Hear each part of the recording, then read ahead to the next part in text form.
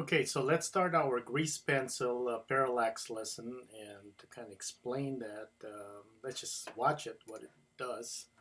As you can see, on a right side is the camera view, and I animated just a camera going left and right, right to left, sorry. And it's that phenomena where, things that are further back tend to not move much at all, kind of like mountains. Or I mean, as a kid, you tried following the moon while running, and you never outrun it or outposition it. Okay, it's kind of the same effect. The closer objects are on the camera, of course, they're the foreground. They tend to move a lot faster, or they move, and you get that sensation that if I click right here and those things are farther back, mountains are a little farther back. All right. So let's say we want those mountains to be kind of like even bigger. I can select those actually, just those right there, and then with the move tool, we can position them G, Y, a lot farther back. Okay. Let me include this shadows right here. G, Y. All right. So you can see they would barely move now. They're a lot smaller and they look a lot farther apart. There you go.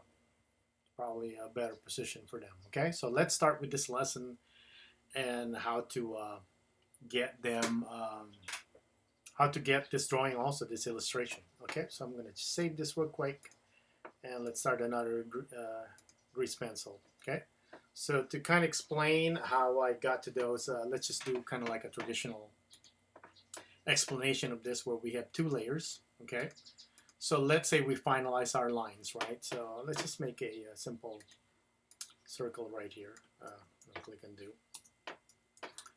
Get my strength to 100. Okay. So there it is. Okay. And then that's our outline. We want to fill that up with color. We go to fills, layer. We switch from pen to fill. We change our stroke, our coloring from line to solid. Okay. So if I click anywhere in here, because it's a close outline, it fills it up. All right. So if I click outside, it fills up the entire thing because it has to be a close outline. Okay. And I'm using a material here, and the material by default is gray solid fill. So if I wanted to change the color of that, I go over here and whatever I change it to, that becomes, sorry, not that one, this one right here, fill. Okay. It changes. So you get a chance in a way to change the color to whatever you want later on, and the whole thing will be effective. The other way of doing it is coloring, not through the material, but through vertex color. Here, I can assign whatever color I want. However, I lose that ability to change it in a way globally. It will be individuals. Okay? So that's one way of doing it. All right, so now let's go to our drawing example right here. So if I go and click on my draw right here, okay? But this time I will stay in the solid field, not in the solid stroke. So that means I can get a shape out of this by just drawing. So if I go like so, so I'm drawing in my field as opposed to dropping it with a paint bucket like so, okay? Remember this one, okay? So I'm actually drawing that. So let's say on this one, I've decided to get a lighter color for that, sort of like a highlight. And if I draw it like so, and if I'm careful with my drawing, of course, you want to zoom in. There you go. I can create kind of like a highlight and then a shadow. Oh, did I pick the exact same color? Yeah, probably I did. It's kind of a shade darker right there. Okay, right there. So, all right, so this is how I created those, very similar to this. So let's say I go with that one. So,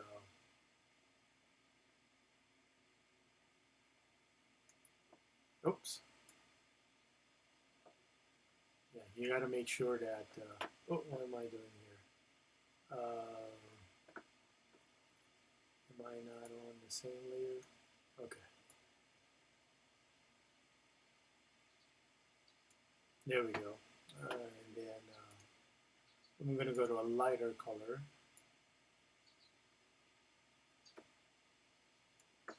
And an even lighter on the third one.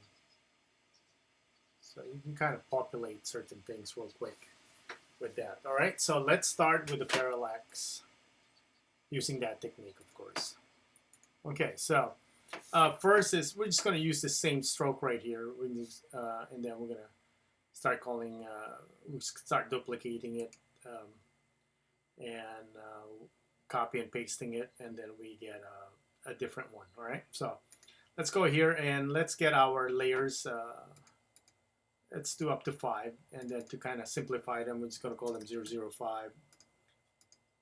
Okay, here 004, so that we know the top layer 001 would be your foreground, and 002, 001. Okay. All right. So if I go here, and make sure you're on frame 1 because you don't want to animate the background. Okay. So what we want is simply hide those first. Okay, just kind of hide them so you don't see. I mean, you're not going to see anything, but just to kind of simplify what we're doing here, we're going to toggle the visibility on and off. All right, so here, this is going to be the background, so I'm just going to put a solid fill right here. Okay, change that color to vertex color. Let's go with a blue background, like blue sky. Like that, the whole thing turns blue. If I zoom out right here, okay, there you go, so that it goes beyond the border. Okay, again, it looks for cuts. So, all right, so next I'm going to switch to my pen now, but I'm going to stay on solid fill. All right, so let's say this would be, I'm going to go to this layer now. Okay, I want to see that because I'm going to be using white for our kind of for our clouds. So I'm going to draw some clouds right here.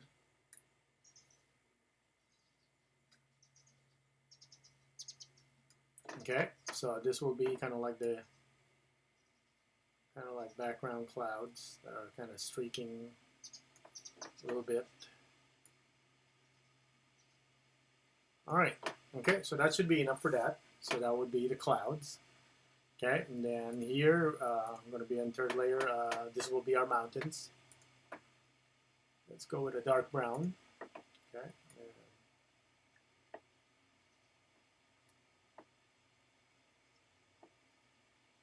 And I'm going to complete the shape right here, going all the way. All right, there we go. And this will be the land right here. So I'm just going to go with, let's say, a sand color, that one right there. And it'll just be, oops, click undo. It's kind of going across here as flat as I can. Nope. Let me do that again. I messed up on the. Yeah, keep in mind it does prefer that you go all the way around for the shape. There we go. Okay. And finally, let's say this will be bushes or trees and whatnot. So change the color to, let's say, this green right here. So this will be the main kind of foreground. Oh, layers hidden. Okay. Thanks for Blender for reminding me and giving me some warning. Okay. Okay, you can even create like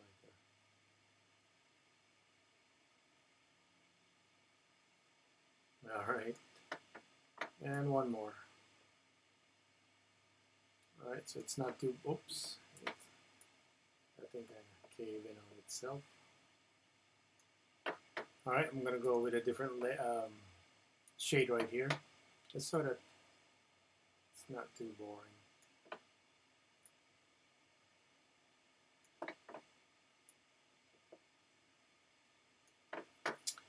And one more. Yeah.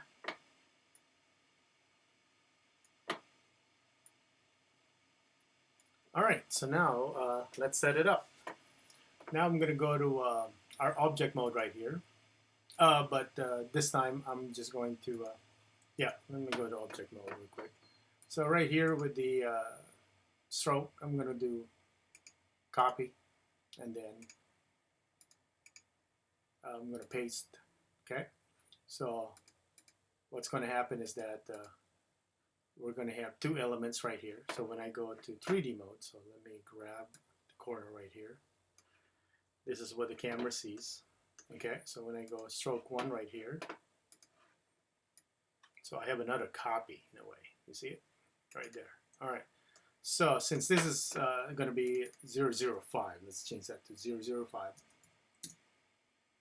005. That will be the background, right? I will have to hide everything except for the background, and it goes to the back. It's going to need to be resized because you can see it's shrinking now based on our camera's position. All right, so we got that one. So this one will be the cloud. So if I select that, unhide everything but the clouds, there they are. They go to the back swell, and they're tiny. All right, I'm going to do another paste right here. So this is numbered as 004, which is the cloud. This one is 003. Oh. So this will be the mountain. Okay. Oh, did I mess it up? Oh yeah. So this should be. Sorry, this should be 00. Yeah. Okay. And then we'll call this one 004. That will be a cloud. Okay. Just need to position that further back. Maybe not too far on the mountain. Right there. Okay. So we're kind of seeing those as 3 different locations. Okay. Paste again. This time, this one is 002. And on this one, we just need to see the land. Move that right there. And then paste again. This will be the Cactus and Company. All right. So we're just leaving that right there. So if we were to move our camera right now, you can already see the parallax going on. All right. But we don't have enough of this again to kind of position and whatnot. So first things first is that we got to select the sky right there. We got to scale that past the area. Select the clouds. You can scale it also depending on how you want it positioned. But here's the kicker right here. I can do Shift D here and then drag that right there so we get another one. So when we move this camera right here, we can have a longer kind of position, and they'll be designated there as a 001. Those are kind of like the clone, right? Well, there's several ways of doing this. We could have drawn those actually all together. Okay, we could have copy and pasted them within the layer, but I just want you to see also that there's that possibility where we are duplicating things as strokes right here, and you can kind of spread them around. Okay. So I can select those again if I want to. Again, you can create this within the layer, but for our purpose right here, I'm going to do Shift D, okay, to duplicate, and then kind of go like so, and Shift D, and go over here. And I can select individual kind of selection. I can scale them. I can rotate them. Okay, I can rotate kind of like so, just so that they're not the same. You can change their elevation and whatnot. All right. What about the mountains right there? So you might want to scale this up, probably like so. And go over here. Okay, and again, same thing. Shift D, right click to cancel, and then just kind of position it where it kind of repeats right there. Okay. Select the whole thing again. Shift D, right click to cancel. Move it here. Shift D over here. Okay, again, whichever it is that you need. But this one might be actually need to be going a lot bigger right there. Okay, next thing is the land right here. So we can lower that for sure. We can also scale it a bit. Okay, we can also make it closer to the actual foreground. Okay, definitely need some duplication. Shift D, right click to cancel, and kind of connect that somehow right there. Maybe lower that a bit. Okay, and maybe actually just make this big. I'm just going to scale it. Okay, and then kind of go like so, or let's just scale it going this way. All right, so we don't have to worry about it not at. Okay, I can also do R180, just kind of flip it over. Probably that'll do a better coverage. Actually, it didn't make it. Let's make it a little flatter, and then I'll just do multiple copies of it. Shift D, then just. All right, there you go. And we could actually change that to a different color right there. We'll get different tones. Okay, so just select those, and same thing. Shift D, right click to cancel. Move that over here. Select all four. Again, like I said, you can definitely just create all this within the layer, but just want to show you quickly that you can also do this. Kind of expanding your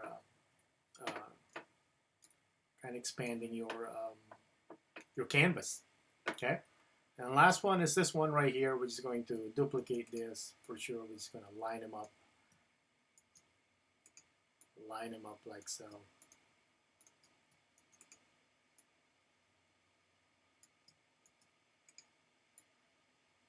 All right, so can't really see the effect yet because the camera is staying still, but once I do this, well, let's just call that there's a lake in there. I don't need to patch it up. Okay, so here we go. So there's that parallax effect. Okay, and if you want the clouds to look even further, you simply select all of them. Shift, click, drag. Okay, move those farther back like so. Now we can really see the parallax effect. Those kind of barely kind of moving. All right, so I'm gonna start the animation right here where, well, let's make this bigger. So we can actually start the camera right there. Okay, maybe move the camera a little bit higher. Right there, okay. So it's really easy to animate. We can press N right here, and then the location, you right click it where you positioned it. So it's the same thing as select the object, position the time, manipulate the parameter, then keyframe. So this is, we selected the object, we positioned the time, we manipulated the parameter for the transform. It's on the x-axis, so right click, single keyframe. Then let's say this is 10 seconds, so that's 240 frames. I'm just going to drag this all the way over here until we run out of a mountain right there. Right click this again, insert single keyframe, and as you can see here, we do the playback. There's the parallax effect. Well, I miss a cloud right there, but you get the point. Okay, so that's how we can create that parallax effect real quick in grease pencil. And of course, you can do a much better job than my quick example of the assets right here. All right, and that's how it is.